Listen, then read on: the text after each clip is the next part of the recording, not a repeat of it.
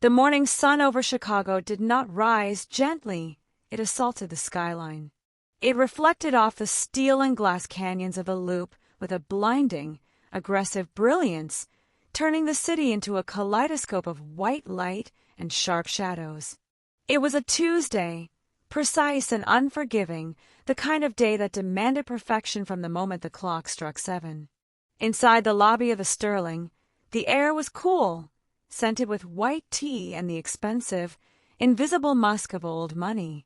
The marble floors gleamed like a frozen lake, reflecting the high heels and Italian loafers that clicked across them in a frantic, rhythmic staccato.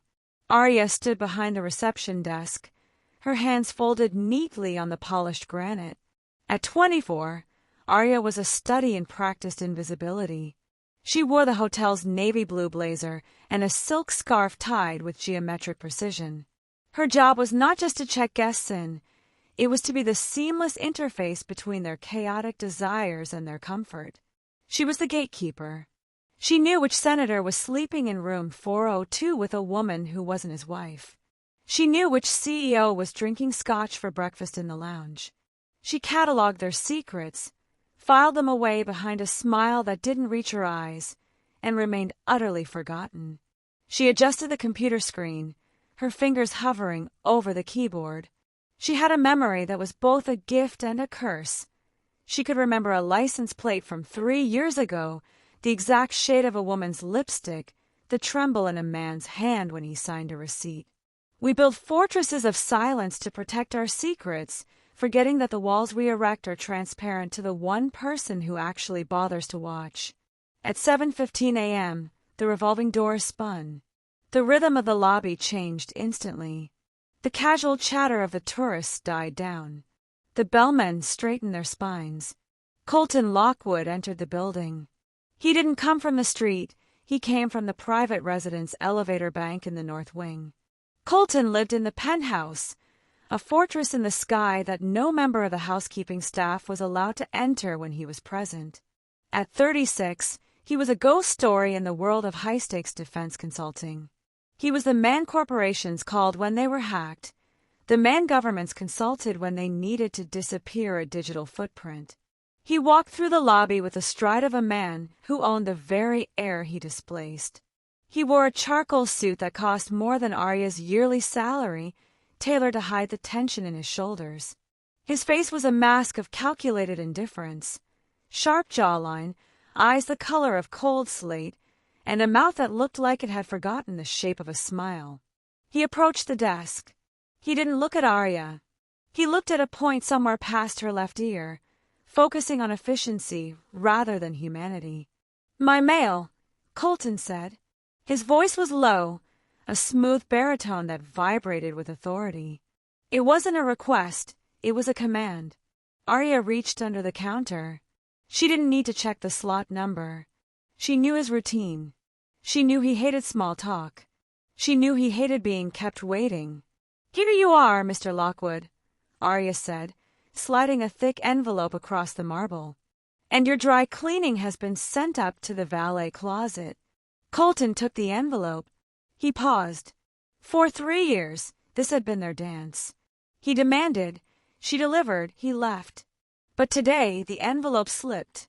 It was a small error, a microscopic failure of dexterity from a man who prided himself on absolute control. The envelope hit the marble counter, and because the flap had not been sealed properly, the contents spilled out. It wasn't a stack of legal documents. It wasn't a check. It was a photograph. An old, black and white Polaroid of a small boy sitting on a swing set, laughing, with a woman whose face was blurred by a thumbprint or a trick of the light. And next to the photo, a small rusted iron key. Colton froze. The silence that descended on the desk was deafening. The noise of the lobby seemed to recede, leaving them trapped in a vacuum of sudden, exposed intimacy. Arya looked at the photo. She looked at the key. They were objects of sentiment, artifacts of a past that a man like Colton Lockwood wasn't supposed to have. He was supposed to be code and algorithm, not rust and memory.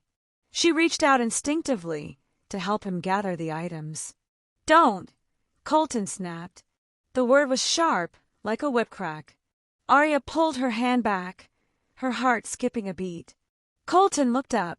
For the first time in 3 years, he didn't look past her. He looked at her. His slate-gray eyes locked onto hers with a terrifying intensity. He was analyzing her, assessing the threat level. He was wondering how much she had seen, how much she understood. He saw the intelligence in her gaze. He saw that she hadn't looked at the items with curiosity, but with recognition of the pain attached to them. "I apologize, Mr. Lockwood," Arya whispered, lowering her eyes, returning to the safety of her role. "I didn't mean to intrude." Colton swept the photo and the key back into the envelope with a hand that was trembling, just barely, a vibration so slight only Arya would have noticed. He sealed it, crushing the paper in his grip. He leaned in closer. The scent of him, crisp ozone, sandalwood, and something metallic, filled her senses. "You have a reputation for discretion, Arya," he said. He used her name. It sounded foreign and dangerous on his tongue. "See that you keep it." "I see nothing, sir," she replied, meeting his gaze again, refusing to be cowed. "I am just the front desk." Colton stared at her for a second longer, searching for a crack in her armor. He found none, which unsettled him more than if she had flinched. He straightened his suit jacket, regained his composure, and turned on his heel. He walked away toward the exit, stepping back into the blinding Chicago sun. But Arya watched him go, knowing that the perfect machine had just malfunctioned. She looked down at the marble where the key had rested, realizing that for the first time, the man who locked everyone out had just accidentally shown her the door. The days that followed the incident with the envelope were marked by a terrifying shift in the atmosphere of the Sterling. Before, Colton Lockwood had been a celestial body, distant, predictable, orbiting high above the atmosphere of the staff. But now gravity had shifted. He was no longer just passing through the lobby, he was lingering in it. It began with subtle disruptions to his schedule. He started collecting his mail in the evening instead of the morning. He stopped sending his assistant to handle the concierge requests. He came himself. Arya felt his presence before she saw him. It was a prickling sensation at the back of her neck, a shift in the air pressure of the room. She would look up from her monitor, and there he would be, standing by the elevator bank, watching her. He wasn't leering. He was studying. It was the gaze of a man trying to solve a cipher. She kept her head down, her fingers flying across the keyboard, typing emails she wasn't reading. She knew the rules. Do not engage. Do not exist beyond the function. But the memory of that rusted iron key burned in her mind.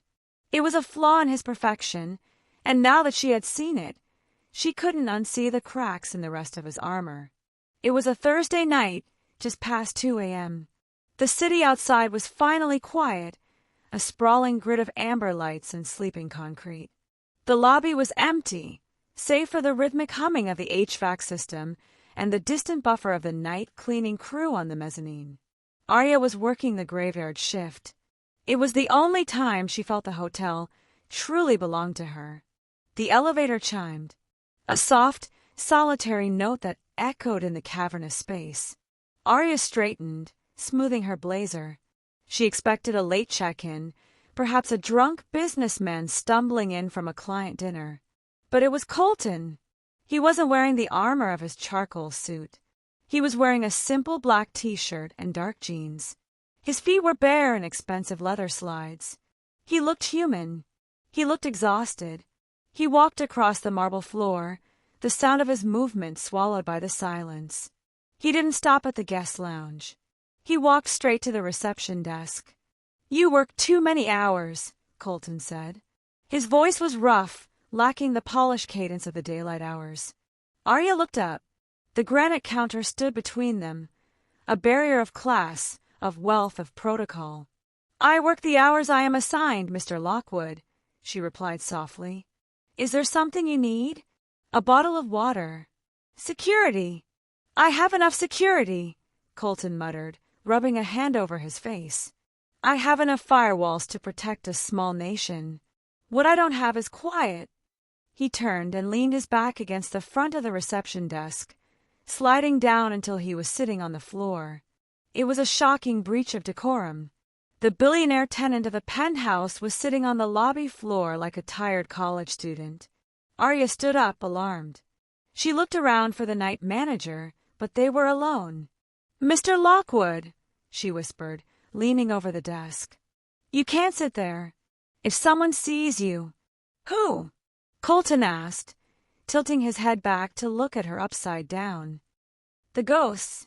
The city is asleep, Arya. Everyone is asleep except for the people who are afraid of their dreams. We erect walls to keep the world out, never realizing that the silence inside can be louder than any noise we left behind." Arya hesitated. She should call security. She should maintain the line.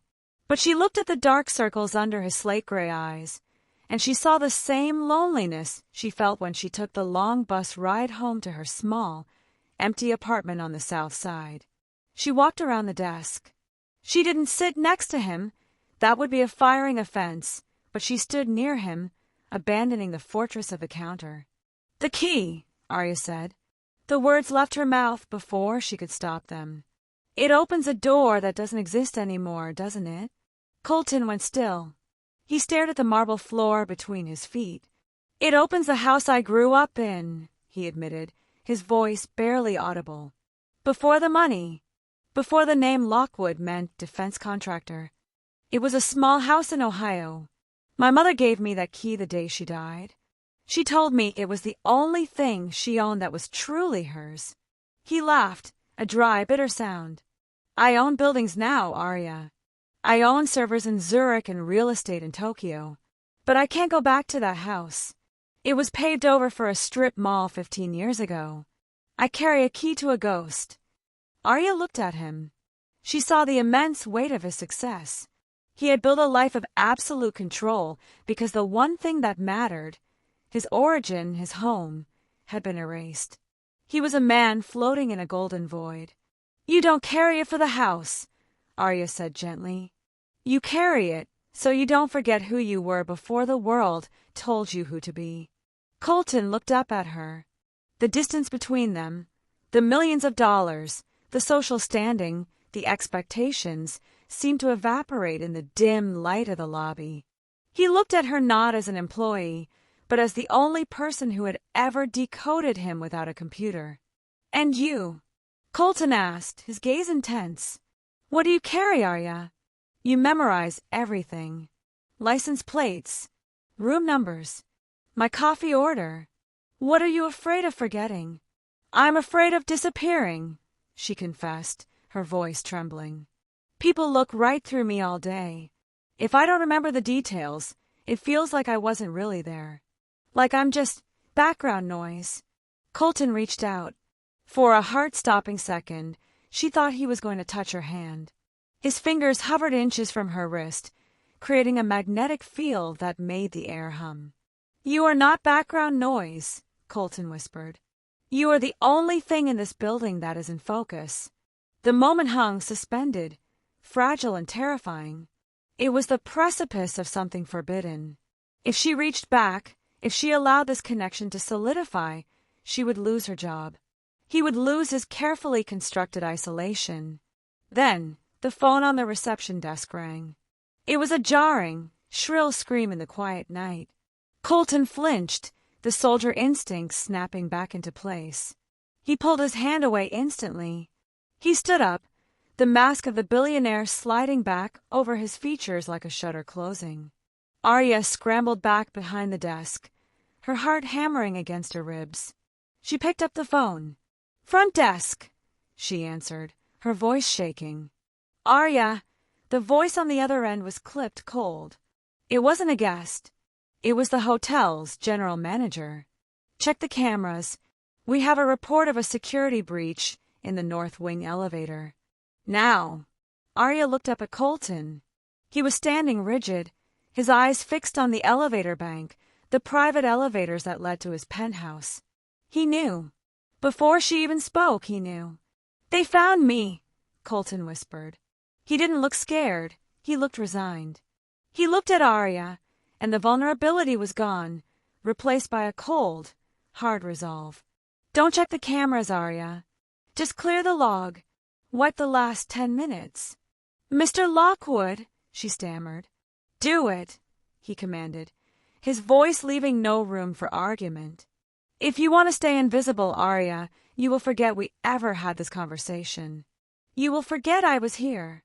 He turned and walked toward the darkness of the service exit, disappearing into the shadows, leaving Arya holding the phone, torn between the duty of her job and the terrifying realization that the man she was falling for was not just lonely, he was being hunted. The following morning, the Sterling did not feel like a hotel. It felt like a cage where the bars had suddenly become visible.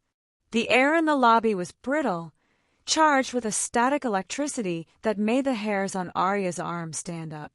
There were new faces in the building, men in suits that were too nondescript to be expensive, standing near the exits, watching the elevators, watching the guests, watching her. Arya stood at her station, her hands cold against the keyboard. She had done it. She had wiped the security log.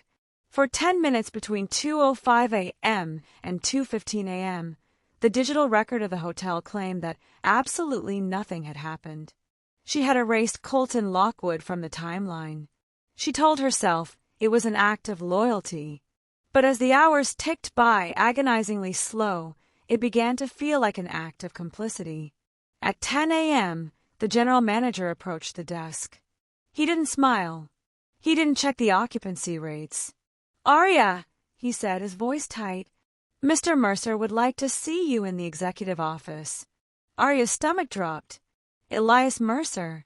He wasn't hotel staff. He was the head of the board's private risk management firm. He was the man they called when things went missing. Arya walked to the back offices. Her legs felt heavy, as if she were wading through water. She entered the glass-walled office. The blinds were drawn. Elias Mercer sat behind the desk. He was a man of sharp angles and predatory stillness, tapping a silver pen against a file folder. "Sit down, Miss Arya," Mercer said. It wasn't an invitation. Arya sat. She folded her hands in her lap to hide the trembling. "We have a discrepancy," Mercer began, sliding a piece of paper across the desk. It was a printout of the server logs. A black bar highlighted the 10-minute gap. The system shows a manual override of the camera feeds and the elevator logs last night. Your login was used. Arya started, her throat dry. I was running a system diagnostic. Sometimes the system lags. Mercer smiled. It was a terrifying expression, devoid of warmth.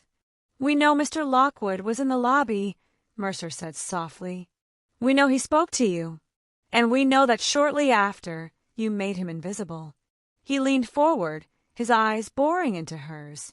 "You think you are protecting a friend, Miss Arya. But Colton Lockwood doesn't have friends. He has assets. And he has liabilities." Mercer opened the folder. He pulled out a series of photographs. They weren't of crime scenes. They were surveillance shots from other hotels, in other cities, London, Tokyo, Dubai. In each one, Colton was speaking to a woman, a concierge, a waitress, a flight attendant. He has a pattern. Mercer lied smoothly, mixing poison with half-truths. He finds the invisible people, the lonely ones. He sits with them. He tells them a sad story about a key, or a lost childhood, or a mother who died too young. He makes them feel special. He makes them feel seen. Arya felt the room spin. The key. The story about Ohio. "Why?" she whispered.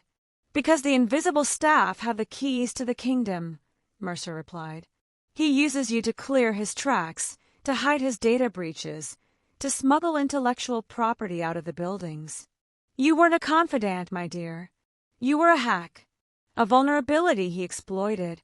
We convince ourselves that we have found a kindred spirit, when in reality we have just been unlocked by a master thief who knows exactly which tumbler to turn."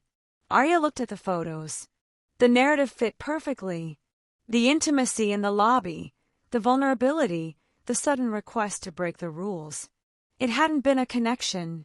It had been social engineering. She had been played. The door to the office opened.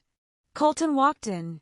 He was back in his armor, the charcoal suit, the perfect hair, the face of stone. He looked at Mercer. He looked at the file on the desk.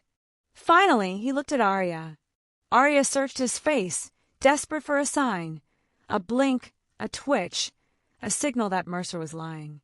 She wanted him to fight for her. She wanted him to say that the 10 minutes on the floor had been real. Colton's eyes were dead. They were the color of a frozen lake, reflecting nothing. "Mr. Lockwood," Mercer said, gesturing to Arya. "The receptionist claims she wiped the logs on her own initiative. She says it was a technical error." Colton looked at Arya. He saw the devastation in her eyes. He saw the trust shattering in real time. He knew exactly what Mercer had told her, and he knew that if he admitted to caring for her, if he admitted that she was important, Mercer would destroy her. He would have her arrested for corporate espionage. He would burn her life to the ground to get to him. To save her, he had to break her. "A technical error," Colton repeated, his voice bored. He walked over to the window, turning his back on her. "That sounds plausible. The staff here is barely competent. I wouldn't expect them to know how to operate a complex security grid." Arya gasped. The insult was precise. It was designed to hurt. "She isn't an accomplice, Elias," Colton continued, looking out at the city, refusing to meet her gaze. "She's just the front desk. She's background noise. I doubt she even remembers who I am half the time. Background noise." He used her own fear against her. He took the confession she had made in the dark, her deepest insecurity, and turned it into a weapon to dismiss her. "Very well," Mercer said, watching Colton closely. "If she's incompetent, she's a liability. We'll let her go." "Don't fire her," Colton said coldly. "It draws too much attention. Just move her. Put her somewhere where she can't touch anything important. The basement archives. Laundry. Somewhere invisible." He turned around then. He looked at Arya one last time. It was a look of absolute arrogance, a look that said she meant nothing to him but a nuisance to be managed. "You can go," Colton said to her, "and fix the logs. I don't pay $5,000 a night for glitches." Arya stood up. Her legs were trembling, so violently she almost fell. She didn't look at Mercer. She looked at the man she had thought was a kindred spirit, the man who had sat on the floor and told her he wanted quiet. She realized now that the silence he wanted was the silence of a secret kept. "Yes, sir," Arya whispered. The words tasted like ash. "I'll disappear now." She walked out of the office, past the glass walls, past the reception desk where she had ruled for 3 years. She walked toward the service elevator that led to the basement, descending into the dark, carrying the crushing weight of the realization that she had handed the key to her heart to a man who had merely picked the lock and walked away. The basement of the Sterling was a world away from the marble and white tea of the lobby. It was a subterranean cavern of roaring industrial machines, the air thick with the chemical sting of bleach and the suffocating heat of steam presses. It was a place designed to cleanse the sins of the upper floors, washing away the evidence of luxury until it was white and sterile again. Arya stood at a folding table, her hands moving with mechanical precision. She was folding sheets, corner to corner, smooth, stack, repeat. The rhythm was numbing, a narcotic for the anger that was burning a hole in her chest. She had been demoted from the face of the hotel to its invisible hands, just as Colton had suggested. Background noise. The phrase repeated in her mind, keeping time with the thumping of the washing machines. She didn't hear the service door open. She didn't hear the footsteps on the concrete floor. She only knew he was there because the air in the room seemed to tighten, the gravity shifting toward the shadows in the corner. She didn't turn around. "You aren't supposed to be down here," Arya said to the pile of linen. Her voice was flat, competing with the hiss of the steam. "Mr. Mercer said the basement is for the invisible staff." Mercer is a liar, a voice replied. It was Colton, but the ice was gone. His voice was raw, stripped of the corporate polish, vibrating with a desperate urgency. Arya spun around. Colton stood near a rack of uniforms. He looked wrecked. His tie was gone. His collar was unbuttoned. He looked like a man who had been running through a maze for hours. Get out, Arya snapped, pointing a shaking finger at the door. I listened to you, Colton. I wiped the logs. I played the fool. And you stood there and told him I was nothing. You used my own fears against me to save your reputation. I didn't do it to save my reputation, Colton shouted, stepping forward, his voice cutting through the noise of the machines. I did it to save you. He marched across the concrete floor, ignoring the heat, ignoring the grime. He stopped inches from the table, placing his hands on the metal surface, leaning in until his face was level with hers. Mercer isn't risk management, Arya. He's a cleaner. He fixes problems for the defense contractors I work with. If he thought you were my confidant, if he thought you knew what was on my servers, you wouldn't be in the laundry room. You would be in a federal holding cell, or worse. You would be gone. Arya stared at him. The machines roared, but a sudden silence seemed to expand between them. What? She whispered. I called you background noise because it was the only way to make him lose interest, Colton confessed, his gray eyes burning with intensity. I had to make you small. I had to make you seem worthless. Because if you mattered to me, you were a target. We hurt the people we love in the daylight to protect them from the monsters that hunt in the dark. Arya gripped the edge of the table. The cruelty of his words in the office suddenly reconfigured into a terrifying act of mercy. He hadn't dismissed her, he had camouflaged her. And the photos? Arya asked, her voice trembling. The other women? Mercer said you have a pattern. That you use lonely people to steal secrets. Mercer lied, Colton said. The photos were real, yes. But they weren't accomplices. They were moments of weakness. I travel the world, Arya, living in hotels, surrounded by people who want my money or my code. Sometimes I just sit with someone who looks real. I talk to them for 5 minutes, just to remember what it feels like to be human. He reached into his pocket. He pulled out the envelope, the one that had started it all. He dumped the contents onto the metal table between them. The photo of the boy, the rusted iron key. This isn't a data key, Colton said, his voice breaking. It doesn't open a server. It doesn't open a safe deposit box. It opens the front door of a house that was demolished 15 years ago. It opens nothing. He looked at the rusted metal, then up at her. Mercer thinks it's leverage. He thinks I'm hiding encryption keys.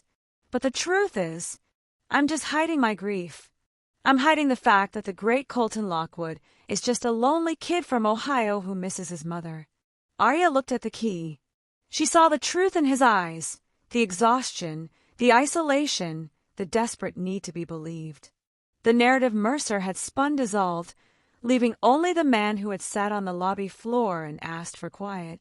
Why are they hunting you? Arya asked softly. Because I'm done, Colton whispered. I'm done building firewalls for corrupt men. I have evidence, Arya. Data that proves they've been selling defense protocols to the highest bidder. I was going to leak it. That's why I was in the lobby that night. I was trying to leave. I was trying to get the drive out of the building. He looked around the steaming, noisy room. I'm trapped here. Mercer has the exits watched. He's waiting for me to make a move. But I couldn't leave without telling you. I couldn't let you believe that you were nothing to me. He reached across the table. He took her hand, the hand that was red from folding hot sheets. His touch was cool, steady and electric. You are not background noise, Arya, he vowed. You are the only song I've heard in 10 years. Arya looked at their joined hands. She realized then the magnitude of the choice before her. She could stay here, in the safety of the basement, invisible and forgotten. Or she could step back into the line of fire with the man who had just handed her the truth. "If you leave now," Arya said, her mind racing, recalling the shift schedules, the delivery routes, the patterns of the hotel she had memorized for 3 years. "Mercer will stop you at the main doors. He has the elevators monitored." "I know," Colton said defeatedly. "I'm out of options." "No," Arya corrected him, a spark of defiance lighting her eyes. She wasn't just the front desk girl. She was the keeper of the hotel's secrets. She knew the pulse of the building better than any security team. She squeezed his hand. "You don't have options," she whispered. "But you have me, and I know a door that isn't on the blueprints." Colton looked at her, stunned. He saw the shift in her posture, from the beaten employee to the strategist. He saw the woman who held the keys, not just to the rooms, but to the exits. "Arya," he warned, "if you help me, you can't come back. You'll be burning your life here." "My life here is folding sheets for a lie," Arya replied. She stepped around the table, closing the distance between them. "I'd rather burn it down for the truth." She reached out and picked up the rusted iron key from the table, placing it in his palm and closing his fingers over it. "Trust me," she said. The machines roared around them, a chaotic symphony of steam and steel, but in the center of the noise, a silent pact was formed. The barrier of class, of duty, of fear was finally shattered. They were no longer the billionaire and the receptionist. They were accomplices in a desperate escape. The tunnels beneath the Sterling were not on any digital map. They were the veins of the old city, a labyrinth of brick and dripping pipes that predated the fiber optic cables and the marble lobby by a century. The air down here was cool and smelled of wet earth and history, the smell of things that had been buried but refused to die. Arya moved through the darkness with a terrifying confidence. She didn't have a flashlight. She didn't need one. She navigated by memory, counting the steps, feeling the change in air pressure that signaled a turn. Colton followed her. The man who commanded satellites and tracked data across continents was now entirely dependent on the woman he had dismissed as background noise. He watched her silhouette move against the faint gray light filtering down from the street grates above. He realized, with a jolt of humility that shook his foundations, that for all his billions, he was blind in this world. She was the only one who could see. They reached a heavy, iron door at the end of a narrow corridor. It was rusted shut, welded by time and neglect. "This is it," Arya whispered, her voice echoing slightly in the damp space. "It leads to the service alley behind the theater district. It's outside the surveillance grid. Mercer's men won't be watching this side." Colton stepped forward. He placed his hand on the cold iron. It was solid, immovable. "It's rusted, Arya," he said, the despair creeping back into his voice. "We can't open this." "We don't need to force it," Arya said calmly. She reached into her pocket and pulled out a small bottle of industrial lubricant she had swiped from the laundry supply. "We just need patience. Rust is just another form of memory. You have to convince it to let go." She applied the oil to the hinges. She worked it in with her fingers, ignoring the grime. Colton watched her. He saw the focus, the care, the refusal to panic. He saw the woman who fixed the small, broken things that the world ignored. "Push," she commanded softly. Colton braced his shoulder against the iron. He pushed. For a moment, nothing happened. The door held on to its silence. Then, with a groan that sounded like a heavy sigh, the metal gave way. A sliver of light cut through the darkness. The sounds of the city, real, chaotic, unfiltered, rushed in. They stepped out into the alley. The sun was setting now, casting long, purple shadows across the brick walls. They were out. They were free. Colton leaned against the brick wall, breathing hard. He looked at the sky, then he looked at Arya. She was covered in dust, her hair wild, her uniform ruined. She had never looked more beautiful. He reached into his jacket pocket and pulled out the data drive, the evidence that would bring down the corrupt network Mercer protected. He had the weapon. He was safe. But then his expression shifted. The relief faded, replaced by a sudden, sharp realization of what he had done. He had dragged her into the dark. "You have to go back," Colton said, his voice rough. "Go around the block. Enter through the employee entrance. Tell them you were taking a break. If you go back now, they won't know you were with me." Arya looked at him. She saw the wall going back up, not the wall of arrogance this time, but the wall of protection. He was trying to lock her out to keep her safe. "I can't go back," Arya said simply. "You have a life, Arya," Colton pleaded, stepping closer, his hands hovering near her shoulders. "You have a job. You have safety. If you come with me, you become a ghost. No address. No history. You disappear." "I was already disappearing, Colton." Arya cried, her voice cracking. "I stood behind that desk for 3 years, and I disappeared a little more every day. I was safe, yes, but I was empty." She took a step toward him, closing the distance. "You asked me once what I was afraid of forgetting," she whispered. "I'm afraid of forgetting this. I'm afraid of forgetting that for 10 minutes in the lobby and for 20 minutes in the dark I was real. We build fortresses of silence to protect our hearts, forgetting that the strongest walls aren't made of stone, they are made of the fear that we are unworthy of being known." Colton looked at her, and the last defense crumbled. He realized that he couldn't protect her by sending her away, because he was no longer whole without her. She wasn't just the key to the exit. She was the key to the man he had buried under the money and the code. He reached into his pocket again. He didn't pull out the data drive. He pulled out the rusted iron key, the key to his childhood home, the key to the ghost. He took her hand and pressed the key into her palm. "It doesn't open anything," Colton whispered, his voice trembling with emotion. "It's useless. It's broken. Just like me." Arya looked at the key. She closed her fingers around it, holding it tight, feeling the jagged edges of the rust press into her skin. "It's not useless," she said, looking up at him with a fierce, unwavering love. "It brought you here." She put the key in her own pocket, right next to her heart. "Now," Arya said, taking his hand and turning toward the open mouth of the alley, where the city lights were just beginning to twinkle like a sea of stars.